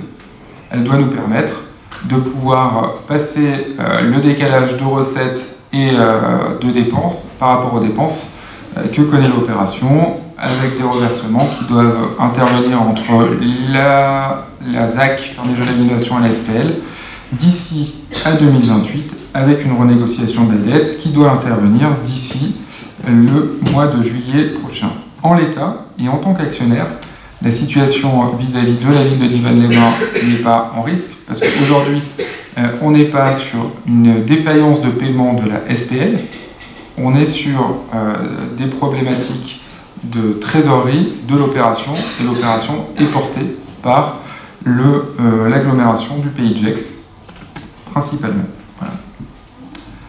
Ensuite, il y avait 2 questions orales. La première sur le centre nautique, la date d'ouverture, les travaux de réparation ont-ils commencé? Donc les travaux de la piscine sont en cours. La piscine sera bien ouverte pour la saison estivale 2024. Une fuite avait été constatée durant l'année 2023. Un diagnostic a été posé par une entreprise entre la fin de l'année 2023 et le début de l'année 2024. Les travaux pour résorber cette fuite ont démarré. À côté de ça, il y a des travaux plus classiques d'entretien de la piscine qui sont mis en œuvre. Et les dates d'ouverture au regard des travaux liés à la fuite devraient être précisées d'ici à la fin de cette semaine. Ce que l'on sait, c'est que la piscine n'ouvrira pas le 18 mai, généralement qui était à peu près les dates auxquelles la piscine ouvrait avant. Il y aura quelques jours de décalage qui devraient être compensés par une ouverture plus tardive au mois de septembre. Et la deuxième question orale que vous nous posez, c'est LAC, été 2024. La présence d'algues précoces entraîne-t-elle des interventions d'accouplement dès maintenant? Qu'en est-il de la privation de la plage publique reléguée en plein soleil car l'ombre est réservée aux chaises longues payantes du bar? Sera-t-il un jour en baignade libre comme le Léman ou Annecy? Donc en fait, l'Aqualéman a son processus d'intervention assez classique avec des ordres de service qui sont donnés par la ville pour intervenir dès qu'il y a une nécessité d'intervention, mais souvent ils interviennent aussi par eux-mêmes parce qu'ils sont présents sur le site. Donc les travaux ont déjà débuté ou devraient débuter là dans le courant du mois d'avril. Pour la plage, l'accès libre, il en a été qu'à la première année de la gestion de la plage par la personne qui la gère actuellement, où la plage était une plage publique non payante et libre. Il y a eu un certain nombre de difficultés, notamment d'usage et d'insécurité par une population qui naît sur la plage, qui ne permettait pas aux autres utilisateurs d'être en plein confort. C'est pour ça que la plage est redevenue payante comme elle l'était avant qu'on délègue la gestion au gestionnaire actuel. Aujourd'hui, il y a une question d'ombrage qu'on travaille avec le délégataire actuel pour réarborer la plage. Ce n'est pas la plage qui est du côté du restaurant, mais de l'autre côté. Et puis, dans le cadre du projet Grand Lac, il y a aussi des points d'accès à l'eau libre, comme on peut trouver au bord du Léman, qui sont prévus. Et ça, c'est dans le cadre du projet Grand Lac. Ouais. À quelle échelle? Le projet Grand Lac, vous le savez, c'est 10 ans, le projet. C'est 10 ans, je ne peux pas vous dire. Parce qu'aujourd'hui, on est en train de mener les études environnementales sur le projet Grand Lac. C'est la raison pour laquelle il n'y a pas de travaux engagés de manière importante. Il y aura quelques préfigurations pour l'été 2024, parce qu'en fait, on attend aussi les retours des études environnementales qu'on mène. C'est la stratégie qui a été menée, de pouvoir d'abord régler les sujets environnementaux, avant de pouvoir réaliser, et pas faire les études bloc par bloc, j'allais dire quartier par quartier du projet Grand Lac. Non, espace thématique par espace thématique, parce que je dis quartier, on va penser que je vais vouloir construire, donc espace thématique par espace thématique au bord du lac. Et c'est la raison pour laquelle on prend du temps aujourd'hui sur ces aspects-là. Voilà. Mais la baignade sera prioritaire? Non, je crois pas. C'est pas ce qui a été déterminé. C'est plutôt l'aménagement de la prairie du Mont Blanc. Et vous le savez parce que vous étiez... Je le sais, mais voilà. il sera en deuxième priorité. On aura déjà essayé de traiter la première priorité. Vous savez, une fois qu'on aura réalisé la prairie du Mont Blanc, on laissera aux gens qui seront à nos places décider de ce qu'ils mettront en priorité 2, puis en priorité 3, puis en priorité 4. Voilà. Parce que 10 ans, c'est un peu long. Voilà. Parfait. S'il n'y a pas d'autres interventions, Monsieur Augustin. Des séries de réponses, ça appelle quand même quelques commentaires. La première, c'était l'occupation du domaine public de Henri Carzet. Je ne vais pas vous surprendre en vous disant qu'après avoir itéré sur un projet de ralentissement à 30 km/h des voitures sur notre commune, pour limiter les incivilités routières, pour limiter les nuisances sonores, pour limiter la pollution, Henri Carzet, ça va quand même pas dans le sens de l'histoire.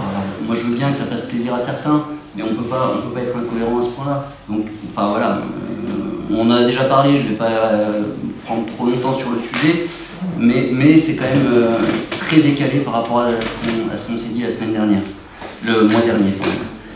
Deuxième point, sur la démission de Pascal Rochard, vous nous confirmez bien que la décision n'a pas été transmise, la démission, pardon, n'a pas été transmise en préfecture, que la préfecture n'a rien à clé. En fait, vous m'écoutez pas. Si, oui. Et en plus, je vous dis même, tellement je vous écoute, c'est que je vous lis parce que c'est écrit. Non. La démission a été transmise à la préfecture, c'est la réponse de la préfecture qui a été renvoyée, et c'est à partir du moment où la décision a été retirée que la décision devient effective. J'ai rien compris, vous ici. Non mais c'est pas très compliqué. En fait, quand Pascal reçoit le courrier et qu'elle va le retirer à la poste parce que ça en arrive en accusé de réception, la démission devient effective. Ok, voilà. Elle n'a pas retiré le courrier, ok, bon, voilà. Donc c'est clair. La CAPG, 15 millions, vous n'avez pas été très clair non plus. Oui. Non, mais je peux faire mon commentaire parce que vous nous dites non, la CAPG n'a pas versé 15 millions d'euros comme on l'avait écrit. Elle a versé une avance de trésorerie de 15 millions d'euros. Elle a bien versé 15 millions d'euros. Non, attendez. Vous avez dit, la CAPG, vous m'avez écrit ça, la CAPG vient de verser 15 millions d'euros à la SPL afin d'aider à éponger la dette.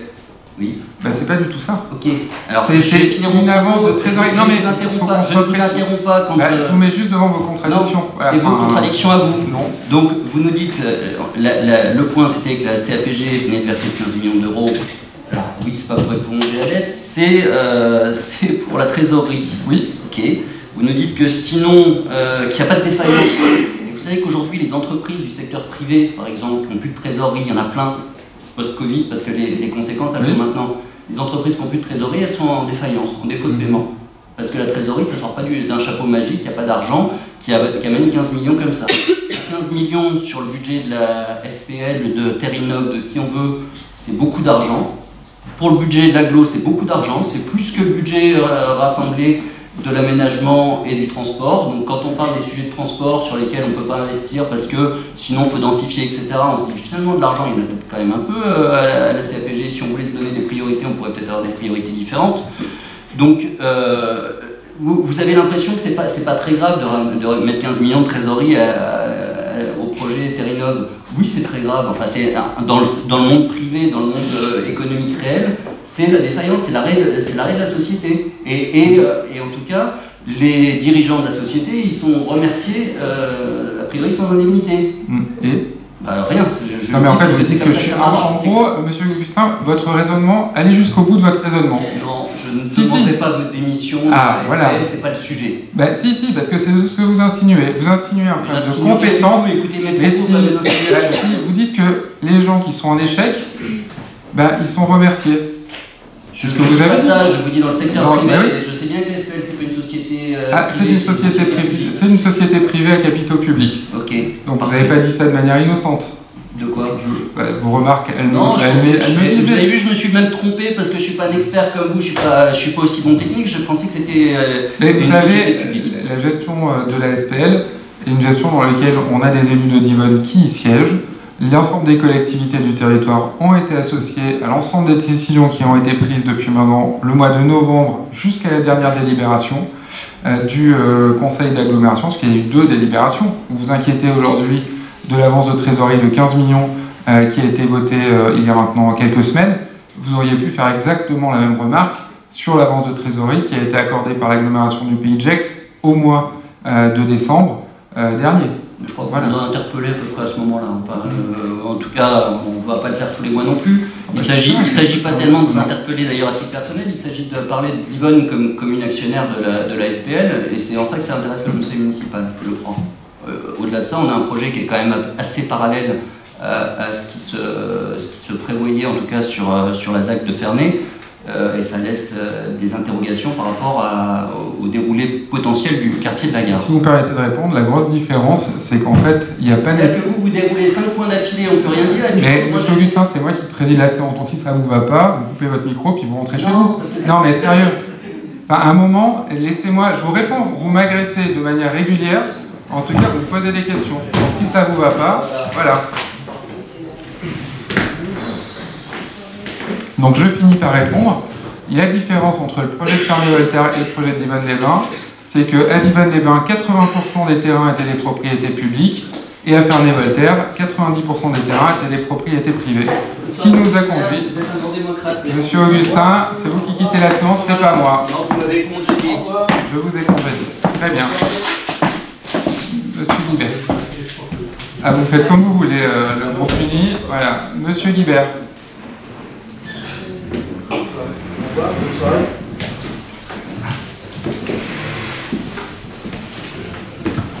Oui, ce qui se dit à la suite des questions, ça serait intéressant que ça soit au PV, en fait. Bah, c'est quand même des débats qui éclairent les Divonnais, qui sont...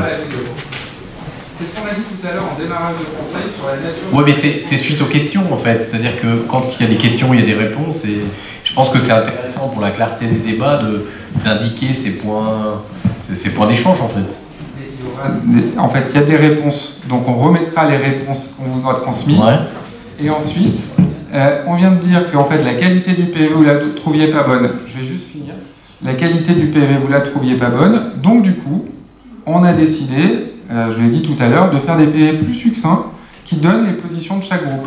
Donc on ne va pas repartir encore dans des positions personnelles en indiquant les prises de position de chacun.